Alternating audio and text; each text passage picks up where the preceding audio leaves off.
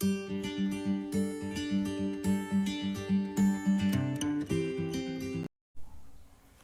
Everyone, life line academy में आपका स्वागत है। आज की इस वीडियो में हम शब्द रचना, अर्थ और वाक्य रचना इसके बारे में अध्ययन करेंगे। तो पहला प्रश्न क्या है, क्वेश्चन वाइज दिया हुआ है। अक्षर किसे कहते हैं? वह ध्वनि या ध्वनि समूह जिसका उच्चारण एक सांस या प्रयत्न में होता है अक्षर कहलाता है।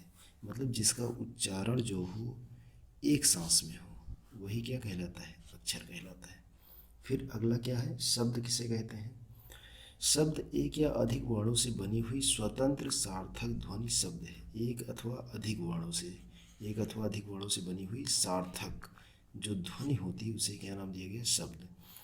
यह निश्चित अर्थ को प्रकट करने वाले वर्ण समूह को शब्द कहते हैं। या कोई ऐसा वर्ण समूह जो कोई निश्चित अर्थ प्रकट करता हो उसे भी हम क्या नाम दे सकते हैं?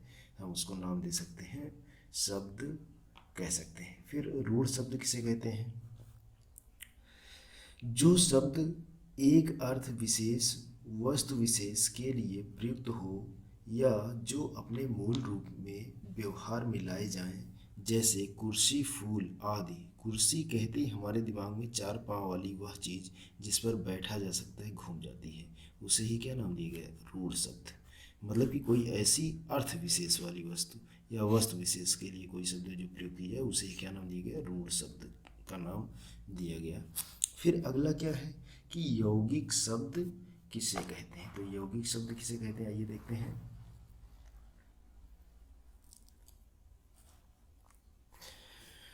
वे शब्द जो दो अथवा दो, यौगिक नाम से ही लग रहा है, जो जुड़कर बने हुए हो। वे शब्द जो दो अथवा दो से अधिक शब्दों के योग से बने हो उन्हें यौगिक शब्द कहते हैं। जैसे हिम प्लस आलय, हिमालय, तो दो शब्दों से मिलकर बना है। या प्रधान प्लस मंत्री, प्रधानमंत्री, दो शब्दों से मिलकर बना है, इसलिए ये क्या कहलाया?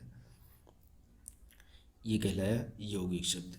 फिर योग रूढ़ शब्द, जो शब्द दो शब्दों के मेल से बने। ऐसे शब्द जो दो शब्दों के मेल से बने होते हैं परंतु किसी अन्य अर्थ विशेष का बोध करवाते हैं, एक निश्चित अर्थ के लिए प्रयुक्त होते हैं, उन्हें योग रूढ़ कहते हैं। जैसे चार पाई, चार पाए हैं जिसके मतलब जिसके चार पाँव हैं। यहाँ चारपाई का अर्थ खाट से है, ना कि गाय, कुर्सी आदि से। बिल्कुल उसके भी चार पैर होते हैं लेकिन उससे तात्पर्य नहीं है। इस प्रकार इन शब्दों के योग भी हुआ है और निश्चित अर्थ रूढ़ भी हो गया, इसीलिए क्या कहा गया? योग रूढ़ शब्द यूज किया गया। फिर समास रूढ़ शब्द, सामासिक शब्दों में भी कुछ शब्दों का अर्थ रूढ़ हो गया है जिन्हें समास रूढ़ शब्द कहते हैं। जैसे दशानन, दशानन का अर्थ है 10 मुख वाला, रावण जिसे कहते थे, पर यह शब्द केवल रावण के लिए प्रयुक्त होता है। पीताम्बर, नीलकंठ, षडानन, पंचानन आदि शब्द समास रूढ़ हैं क्योंकि आपस में जुड़ रखे हैं। फिर अगला क्या है, तत्सम शब्द किसे कहते हैं?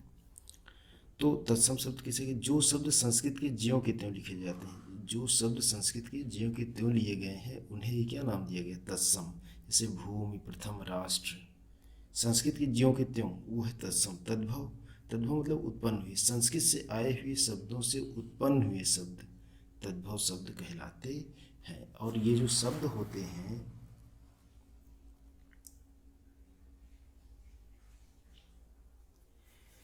अर्थात जिन्हें हिंदी प्रकृति के अनुरूप ढाल लिया गया, जैसे काम, बरस, माँ आदि जो उत्पन्न होते हैं, ठीक है। फिर आगत या विदेशी शब्द किसे कहते हैं? जो शब्द किसी दूसरी भाषा से स्वीकार कर लिए गए हैं, जैसे कैंची, बटन, तोप आदि। कुछ तो ज्यों के त्यों लिए गए हैं, कागज, ऑफिस आदि। कुछ हिंदी की आकृति में ढाल लिया गया, जैसे जमीन, त्रासदी। ये सभी क्या कहलाते हैं? आगत या विदेशी वर्ड। मतलब कुल मिलाकर फॉरेनर वर्ड्स जो बाहर से लिए गए और हम उसको अपने अनुसार उसी रूप में स्वीकार कर लिए हैं या उसको थोड़ा बहुत परिवर्तन कर लिए गए हैं, उसे ही क्या कहा गया? आगत, आए हुए। देशी शब्द, स्थानीय बोली और भाषाओं से आए क्षेत्रीय शब्द देशी या देशज शब्द कहे जाते हैं। जैसे ढूंढना, खाट आदि, ये सभी देशी है। संकर शब्द, जैसा कि नाम से स्पष्ट हो गया, दो भाषाओं के मिश्रण से बने शब्द संकर शब्द कहलाते हैं। दो भाषाओं के मिश्रण से, ठीक है। जैसे रेलगाड़ी, तो रेल में रेल अंग्रेजी वर्ड है और गाड़ी हिंदी शब्द है। जांच करता, जांच हिंदी है, करता संस्कृत है। ठीक है, फिर उसके आगे जब हम चलते हैं तो आगे क्या कह रहा है, व्याकरणिक प्रकार के आधार पर शब्द भेद।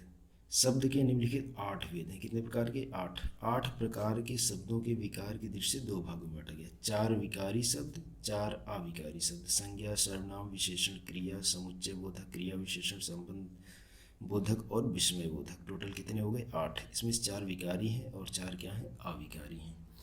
शब्द रचना के अंतर्गत महत्वपूर्ण अध्याय। उपसर्ग की परिभाषा।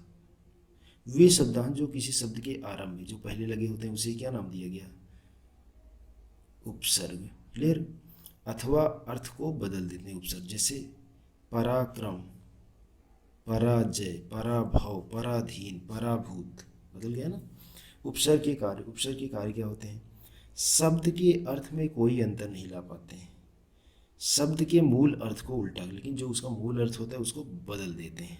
शब्द के मूल अर्थ में एक नवीन विशेषता ला देते हैं। ये सभी उपसर्ग के क्या है?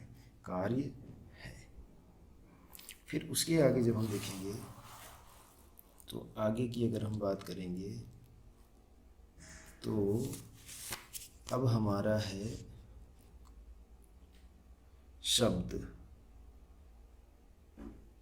शब्द भेद एक दृष्टि में, मतलब एक इकट्ठे में इसका क्लासिफाई किया गया है।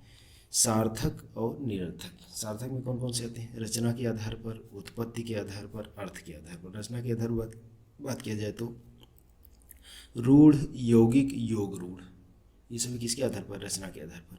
इसमें से यौगिक को और ज़्यादा क्लासिफाई कर दिया गया है। उपसर्ग के योग से, प्रत्यय के योग से, उपसर्ग व प्रत्यय दोनों के योग से जो यौगिक बन रहा होता है, और शब्दों के योग से समासविद के द्वारा। उत्पत्ति के आधार पर तत्सम, तद्भव, विदेशी और शंकर। अर्थ के आधार पर एकार्थी, अनार्थक, अनेकार्थी, पर्यायवाची, विपरीतार्थी। जबकि निरर्थक की अगर बात करें तो विकार के आधार पर विकारी और अविकारी। विकारी में कौन आता है? संज्ञा, सर्वनाम, विशेषण, क्रिया। और अविकारी की बात की जाए तो क्रिया, विशेषण, संबंध बोधक, समुच्चय बोधक और विस्मय बोधक। काफ़ी इंपॉर्टेंट है ये वर्गीकरण, क्लासिफिकेशन जो दिया हुआ है। ठीक है, फिर इसके आगे जब हम चलते हैं तो आगे देखते हैं क्या दिया हुआ है। उपसर्गों की संख्या दे रखा है। उपसर्गों की संख्या दे रखा है। संस्कृत उपसर्ग अति, बाहुल्य, अधिक या उस पार। अधि, समीप, ऊपर, श्रेष्ठ। अर्थ उसको समझना अत्यंत आवश्यक है। अनु मीन्स पीछे, साथ, समान। अप, दूर, हीनता, विरुद्ध। अभि, और, समीप। अब, दूर या नीचे। आ मीन्स तक, कम या इधर। उत या उद, ऊपर या उन्नति। अप, निकट, सहायक या छोटा।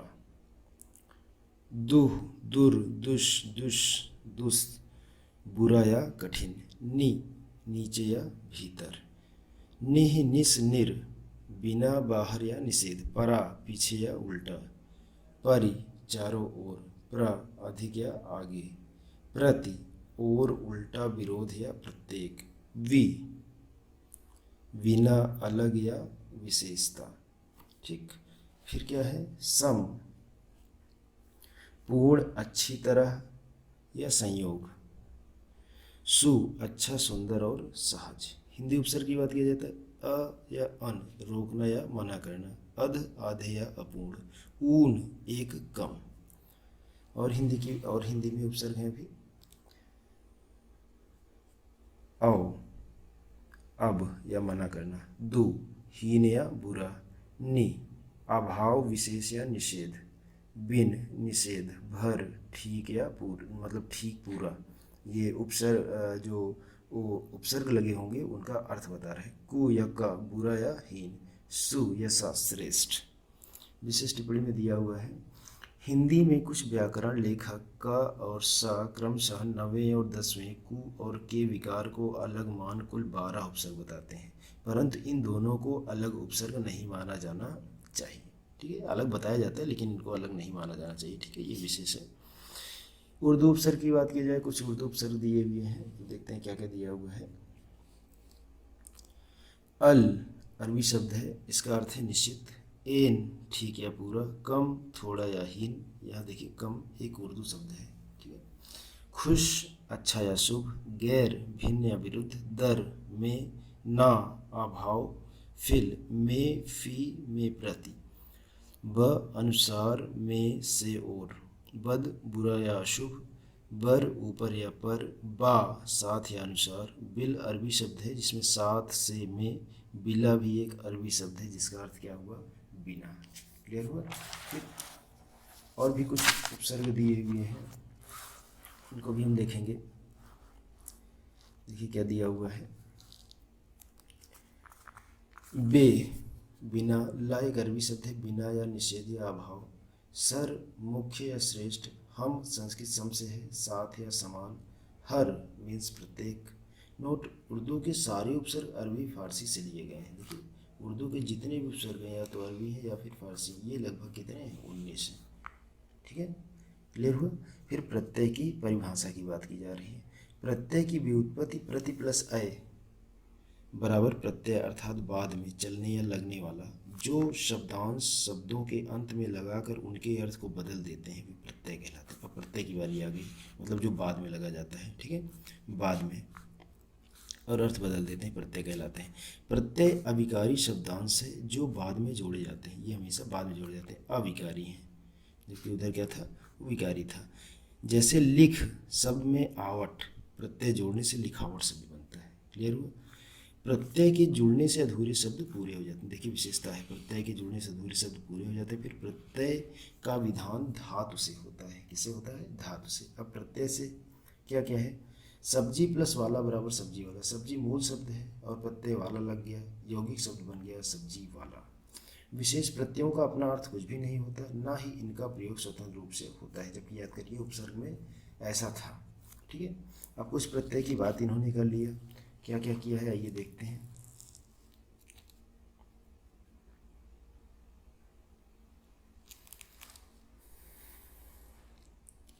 कुछ प्रत्यय लगा हुआ है, जैसे कि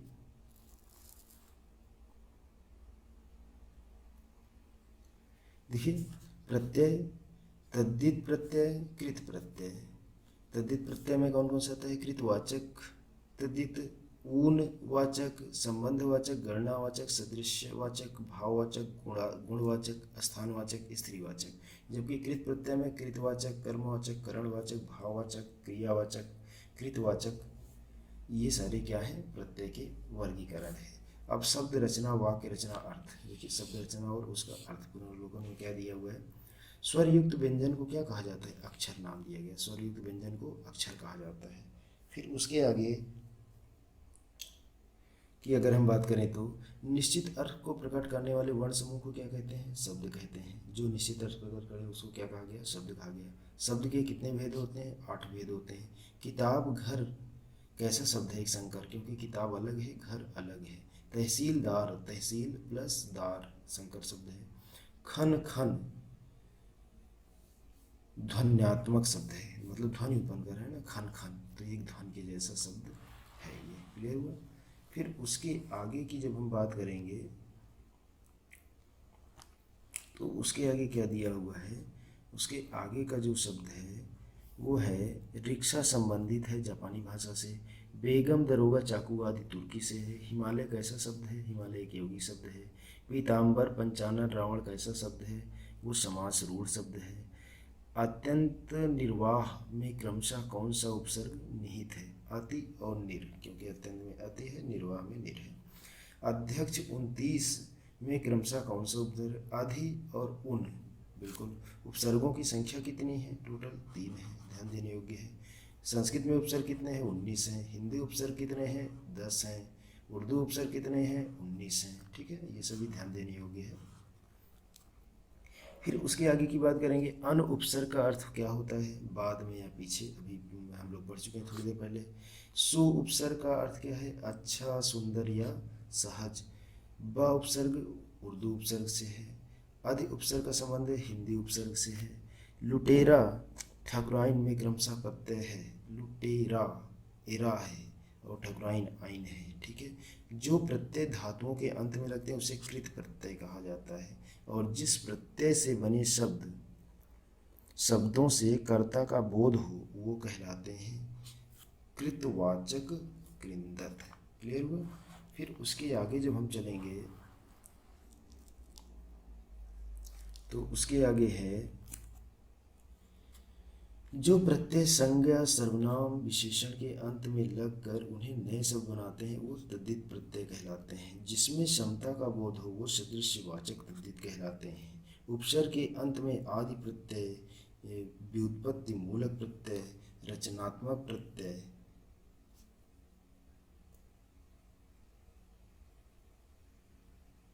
उपसर्ग के अन्य नाम हैं, ये सभी नाम दिए गए हैं। फिर बचपन, गर्मी, गरीबी, दिखावा भाववाचक तद्धित हैं। मानव, दानव, यादव अपत्यवाचक या संबंधवाचक प्रत्यय है। पढ़ने वाला, दिखने वाला, लड़ाका ये कृतवाचक प्रत्यय है। सुनार, लुहार, कहार, चमार, मशालची कृतवाचक प्रत्यय तद्धित हैं। मिलनसार, चालबाज, मेजपोश में क्रमशः सार, बाज और पोष प्रत्यय है। बिल्कुल सही है। फिर अर्थानुसार वाक्य कितने होते हैं? 8 होते हैं। अर्थानुसार अगर वाक्य की बात की जाए, जिस वाक्य में किसी बात का होना पाया जाए विधानार्थक वाक्य कहलाता है। क्लियर। फिर जिस वाक्य में प्रश्नात्मक भाव प्रकट हो वो प्रश्नार्थक वाक्य कहलाता है। जिस वाक्य से संकेत का बोध हो संकेतार्थक वाक्य कहलाता है। नाम से समझिए, डिफिनीशन उसी से बन जाएगा। वाह क्या सुंदर दृश्य है, कैसा है, विस्मयादि है। वाक्य के प्रमुख खंड हैं उद्देश्य व विधेय। रचनानुसार वाक्य के कितने भेद हैं? 3। साधारण वाक्य, संयुक्त साधारण वाक्य, संयुक्त वाक्य और मिश्रित वाक्य है। फिर उसके आगे की बात की जाए, पूजा गाना गा रही है, यह कैसा वाक्य है? साधारण वाक्य है। पूजा पढ़ती और कोचिंग जाती है, यह कैसा वाक्य है? तो संयुक्त वाक्य है, क्योंकि दोनों दो चीज़ें मिल रही हैं, एक पढ़ती है और कोचिंग भी पढ़ाती है। क्लियर हो गया। फिर उसके आगे जब हम चलेंगे तो आगे का जो पॉइंट है क्या है, आगे भी कुछ पॉइंट भी दिए हुए हैं, तो देखते हैं क्या कह रहा है। जो मोबाइल मेज पर रखी है वह पूजा को पुरस्कार स्वरूप मिली है, यह कैसा वाक्य है? यह विशेषण उपवाक्य है।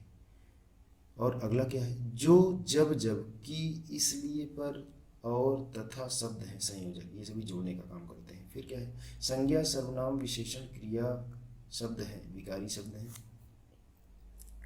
समुच्चय बोधक, क्रिया बोधक, संबंध बोधक, विस्मयादि बोधक शब्द क्या है? अविकारी हैं। देखिए ये सभी विकारी हैं, इसको ध्यान देना है। और ये सभी क्या है? आपके अविकारी हैं। क्लियर।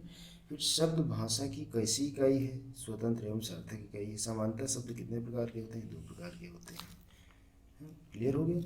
फिर अब कुछ क्वेश्चन आंसर है इस पर बेस्ड, तो ये क्वेश्चन आंसर देखते हैं। सदाचार में उपलब्ध उपसर्ग है, बेशक सत है। अत्युक्त में उपसर्ग है, अति है। समादर व संरक्षण में उपसर्ग है, सम। प्रत्युपकार, प्रतिदिन, प्रत्युपदेश में कौन सा उपसर्ग निहित है? प्रति है। ठीक है। अध्यक्ष व अधिष्ठा में अधि है। फिर उसके आगे चलेंगे तो निम्नलिखित में उपसर्ग पहचानिए। अभ्यास, अभिमुख, अभियान, तो अभी नाम से लग रहा है, अभी होना चाहिए। फिर क्या है? नि, परि, उन उपसर्ग से संबंधित शब्द पहचानिए। निबंध, परिजन, 29, हाँ ये वाला ही मैच कर रहे हैं। फिर क्या है? अति उपसर्ग का अर्थ है, अति मतलब अधिक या बाहुल्य, ढेर सारा सा। ठीक है। फिर उसके आगे जब हम चलेंगे तो उसके आगे क्या है? अगला क्वेश्चन है, निम्नलिखित में कौन सा शब्द अरबी अथवा फारसी उपसर्ग युक्त नहीं है? ध्यान देना है, कौन सा नहीं है? तो कौन सा नहीं है? समवाय नहीं है, नाकाम है, हमसफर है, बेधड़क है, बाकी जो बचा वही नहीं है। हिंदी उपसर्ग युक्त शब्द नहीं है। ठीक है, मतलब हिंदी उपसर्ग का प्रयोग नहीं किया गया है। उपमा। संस्कृत उपसर्ग युक्त शब्द नहीं है, इसमें भी नहीं का यूज किया गया है, तो ये कौन सा है? लाचार है। निम्नलिखित में से कौन सा शब्द हिंदी उपसर्ग युक्त है? कौन सा हिंदी उपसर्ग युक्त है? तो कौन सा है? कपूत। कौन सा है? कपूत। फिर अगला क्वेश्चन की बात करेंगे तो छलिया। अगला क्वेश्चन क्या है? छलिया पठनीय व कहानी में कौन सा प्रत्यय निहित है? तो देखिए छलिया पठनीय कहानी में प्रत्यय या ई आनी, बिल्कुल डी वाला सही है। फिर चर्मकार प्रभाकर में कौन सा प्रत्यय निहित है? चर्मकार प्रभाकर कर कार कर, बिल्कुल आ वाला सही है।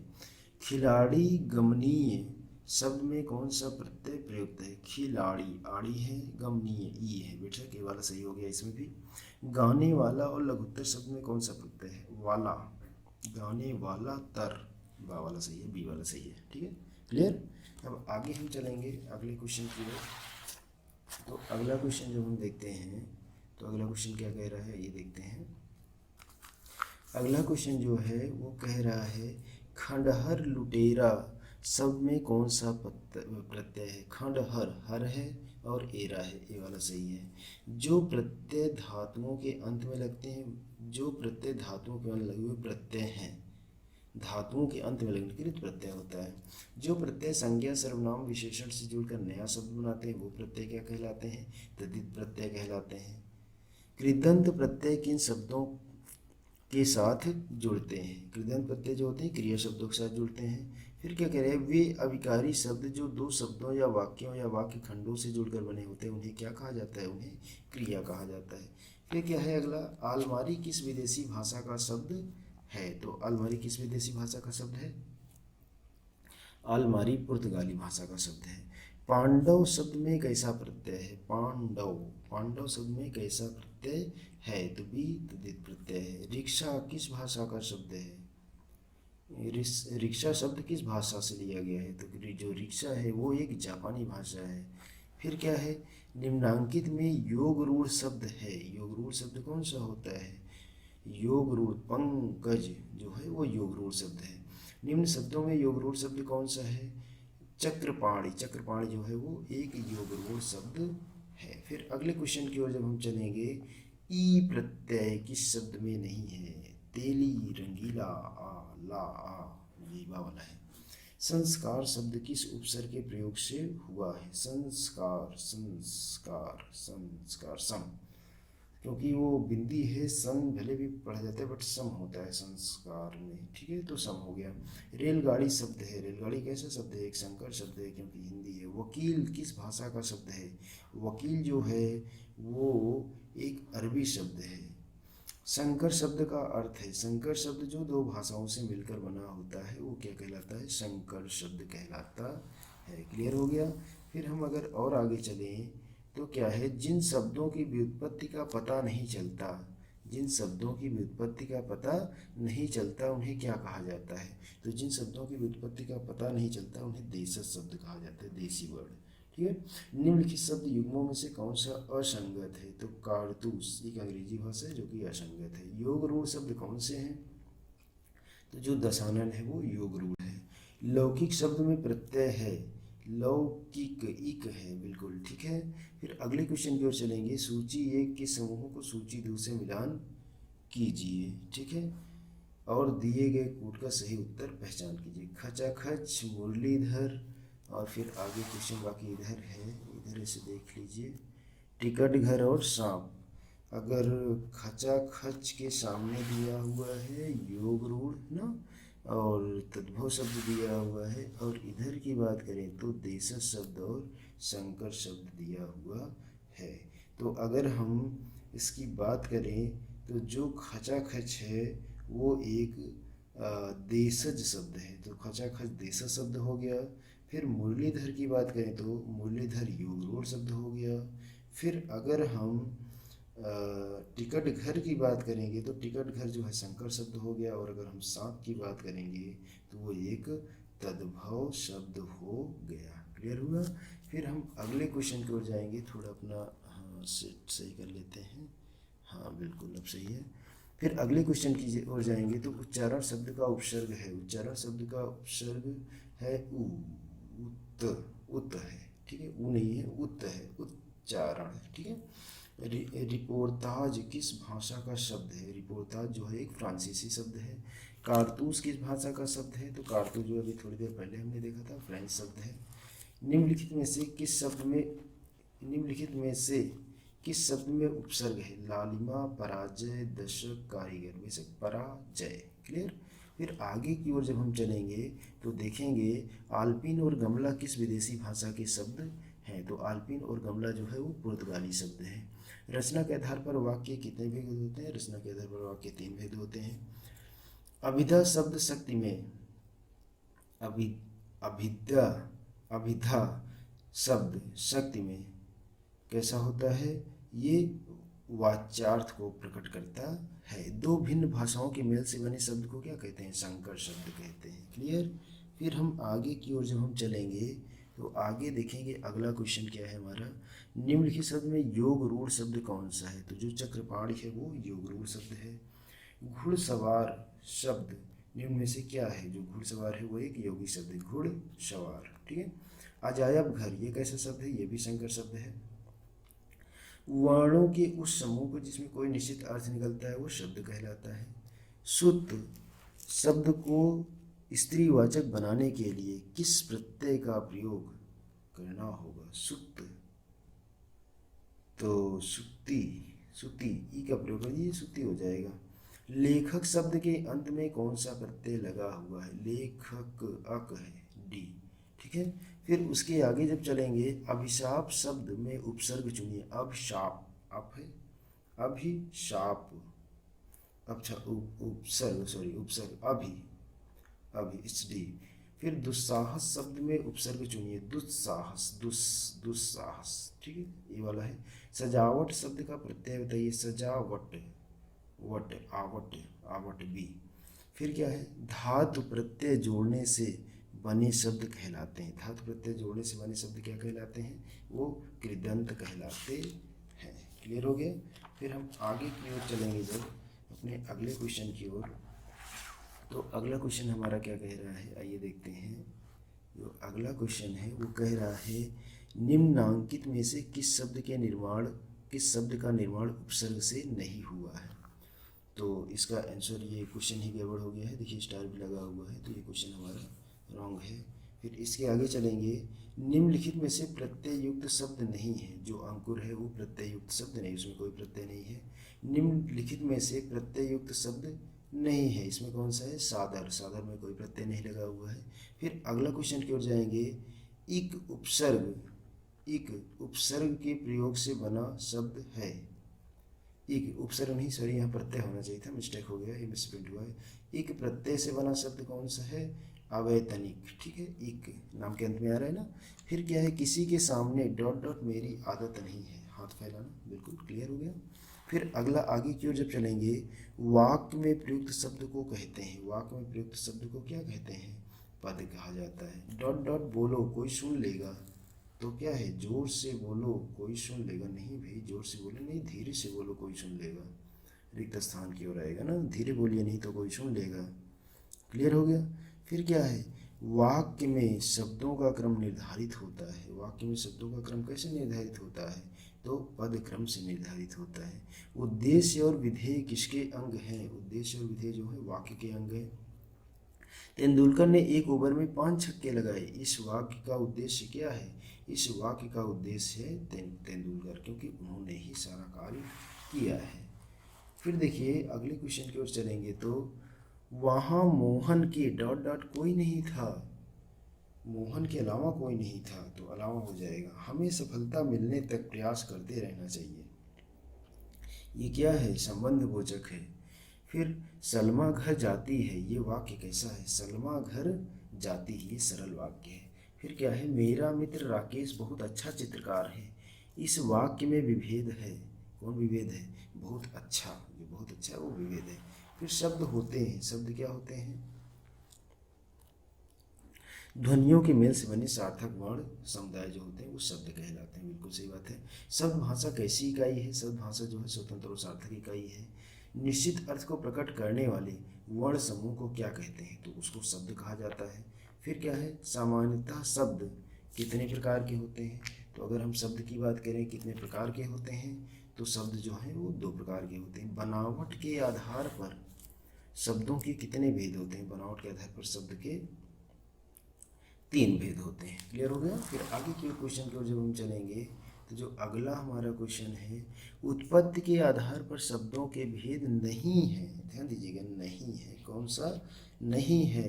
तो जो संज्ञा है वो उत्पत्ति के आधार पर नहीं है। आगत शब्द से संबंधित है। कौन संबंधित है? विदेशी शब्द संबंधित है, क्योंकि वो आया हुआ है। शब्दांश कितने प्रकार के होते हैं? 2 प्रकार के होते हैं। रचना के आधार पर रूढ़ शब्द नहीं है। कौन सा नहीं है? रचना के आधार पर रूढ़ शब्द विज्ञान नहीं है। फिर क्या है? योग रूढ़ शब्दों की पहचान करें। तो योग रूढ़ शब्द कौन सा है? पीताम्बर है। विकल्प में दिए हुए शब्दों में से किस शब्द का तद्भवीकरण नहीं हुआ है? किस शब्द का तद्भवीकरण नहीं हुआ? जो हॉस्पिटल है उसका तद्भवीकरण नहीं हुआ है। फिर क्या है? कौन सा शब्द अरबी नहीं है? कौन सा शब्द अरबी नहीं है? कमीना, ये जो शब्द है अरबी नहीं है। फिर क्या है? कौन सा शब्द फारसी नहीं है? तो जो हक है वो शब्द फारसी नहीं है, बाकी सारे हैं। तुर्की शब्द नहीं है। कौन सा शब्द तुर्की नहीं है? जो अजब है वो शब्द तुर्की नहीं है। फिर अगले क्वेश्चन की ओर चलें तो शब्द शक्ति के प्रकार नहीं है। कौन सा नहीं है? तत्सम। तत्सम जो है वो शब्द शक्ति का प्रकार नहीं है। अगले क्वेश्चन की ओर चलेंगे तो 4 विकारी शब्द से संबंधित भेद नहीं है। कौन सा वाला नहीं है? समुच्चय बोधक नहीं है। जिन शब्दों में कोई बदलाव नहीं आता है वह कौन कहलाते हैं? वह अविकारी शब्द कहलाते हैं। फिर क्या निम्नलिखित में से पुनरुक्त द्वितीयक शब्द कौन सा है? पुनरुक्त द्वितीयक शब्द जो है वो है साथ साथ। फिर निर्देश दिया हुआ है, निम्नलिखित वाक्यखंड में उद्देश्य और विधेय की पहचान करें। उद्देश्य पहचानना है और विधेय पहचानना है। अर्जुन ने कर्ण को मारा, उद्देश्य की पहचान कीजिए। उद्देश्य बेशक कौन है? अर्जुन है। ठीक है। फिर क्या है? मैंने उसे पीटा, इसमें विधेय शब्द की पहचान क्या है? उसे पीटा, ये विधेय हो गया। ठीक है। रचना के आधार पर वाक्य के भेद नहीं है। उद्देश्य जो है वो वाक्य का भेद नहीं है। वाक्य के कितने अंग होते हैं? तो वाक्य के उद्देश्य और विधेय 2 अंग होते हैं, क्योंकि शुरू में हमने देखा 2 अंग। फिर क्या है? जिस वाक्य में केवल एक ही उद्देश्य व एक ही विधेय होता है वह क्या कहलाता है? सरल वाक्य या साधारण वाक्य कहलाता है। राकेश पढ़ता है, यह कैसा वाक्य है? बेशक यह एक साधारण वाक्य है कि राकेश क्या कर रहा है? राकेश पढ़ रहा है। फिर हम अगले क्वेश्चन की ओर चलेंगे तो अगला क्वेश्चन क्या कह रहा है? संयुक्त वाक्य को पहचानिए। राम पुस्तक पढ़ रहा नहीं, वह सुबह गया और शाम को लौट आया। ठीक है, 2 वाक्य हो गया संयुक्त वाक्य। यदि परिश्रम करोगे तो उत्तीर्ण हो जाओगे, किस प्रकार का वाक्य है? बेशक मिश्रित वाक्य है। फिर क्या है? आश्रित उपवाक्य कितने प्रकार के होते हैं? तो कितने प्रकार के होते हैं? 3 प्रकार के होते हैं। फिर आश्रित उपवाक्य से संबंधित नहीं है। कौन है जो उससे संबंधित नहीं है? तो आश्रित उपवाक्य से संबंधित इनमें से कोई भी ऐसा नहीं जो संबंधित ना हो, इसमें सारे संबंधित है। फिर क्या कह रहा है? जब आश्रित उपवाक्य किसी संज्ञा अथवा सर्वनाम के स्थान पर आता है तो वह कौन सा उपवाक्य कहलाता है? वो संज्ञा उपवाक्य कहलाता है। मैंने दूध पिया, किस प्रकार का वाक्य है? मैंने दूध पिया विधानवाचक वाक्य है। गौरव तुम बैठकर पढ़ो, कैसा है? आज्ञावाचक है। आज्ञा दे रहा है कि गौरव तुम बैठकर क्या करना है? तुम्हें पढ़ना है। फिर क्या कह रहा है? निम्नलिखित में से कौन सा वाक्य निषेधात्मक वाक्य है? मैंने दूध पिया निषेधात्मक वाक्य नहीं है, सॉरी, हाँ, कौन सा नहीं है? तो मैंने दूध पिया, बाकी सब निषेधात्मक है। तुम मत लिखो, तुम नहीं का यूज हुआ है, तो सभी क्या हो गए? निषेधात्मक हो गए हैं। फिर अगले क्वेश्चन की ओर चलेंगे तो विधानार्थक शब्द किसे कहते हैं? तो जो विधानार्थक शब्द होता है जिस वाक्य में किसी बात का होना पाया जाए उसे क्या कहा जाता है? विधानार्थक वाक्य। इच्छार्थक वाक्य किसे कहते हैं? जिस वाक्य में आशीष के भाव का बोध हो उसे कहा जाता है इच्छार्थक। अर्थानुसार वाक्य के भेद कितने हैं? 8 हैं। भगवान तुम्हें लंबी उम्र दे, भगवान तुम्हें लंबी उम्र दे किस प्रकार का वाक्य है? तो यह कैसा है? एक इच्छार्थक, मतलब इच्छा है उनकी कि भगवान आपको क्या दे? लंबी आयु दे। ठीक है। फिर देखिए, लंबी आयु दे। ठीक है, तो ये एक इच्छा हो गई। फिर क्या है? व्याकरणिक दृष्टि से भाषा की सबसे बड़ी इकाई क्या होती है? तो भाषा की सबसे बड़ी इकाई वाक्य होती है। वाक्य में मुख्य आधार या वाक्य की आवश्यकताएं कौन मानी जाती हैं? तो आकांक्षा, योग्यता, आसक्ति, पदक्रम, ये माना जाता है। फिर अगला क्वेश्चन, लास्ट क्वेश्चन है इस टॉपिक का। हिंदी वाक्य में साधारणतः संरचना क्रम की प्रवृत्ति मिलती है कर्ता, कर्म और क्रिया में। आज की वीडियो में इतना ही। अगर आपको वीडियो पसंद आए तो चैनल को सब्सक्राइब कर बेल आइकन का बटन दबाएं तथा वीडियो को शेयर करना ना भूलें। Thank you.